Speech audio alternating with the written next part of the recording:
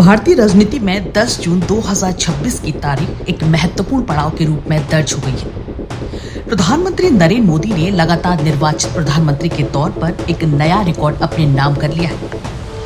नरेंद्र मोदी ने 26 मई 2014 को पहली बार देश के प्रधानमंत्री पद की शपथ ली थी। इसके बाद वर्ष 2019 और फिर 2024 के लोकसभा चुनाव में भी जनता ने उन्हें लगातार तीसरी बार सरकार बनाने का अवसर दिया और इसी क्रम में उनका लगातार निर्वाचित प्रधानमंत्री के रूप में कार्यकाल अब एक नए मुकाम पर पहुंच गया। राजनीतिक विश्लेषकों के अनुसार इस उपलब्धि की तुलना देश के पहले प्रधानमंत्री जवाहरलाल नेहरू के रिकॉर्ड से की जा रही है।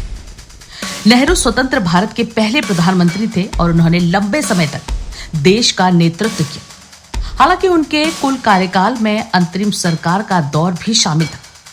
अगर केवल लोकतांत्रिक चुनाव के माध्यम से लगातार चुने गए प्रधानमंत्री के कार्यकाल की बात करें तो नरेंद्र मोदी अब इस श्रेणी में नया रिकॉर्ड स्थापित कर चुके हैं।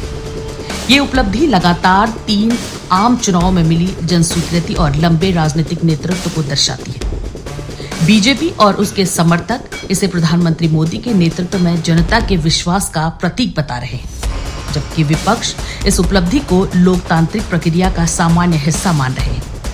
फिलहाल इस रिकॉर्ड के साथ नरेंद्र मोदी भारतीय लोकतंत्र के इतिहास में लगातार निर्वाचित प्रधानमंत्री की सूची में सबसे ऊपर पहुंच गए, जो देश की राजनीति में एक महत्वपूर्ण अध्याय माना जा रहा है।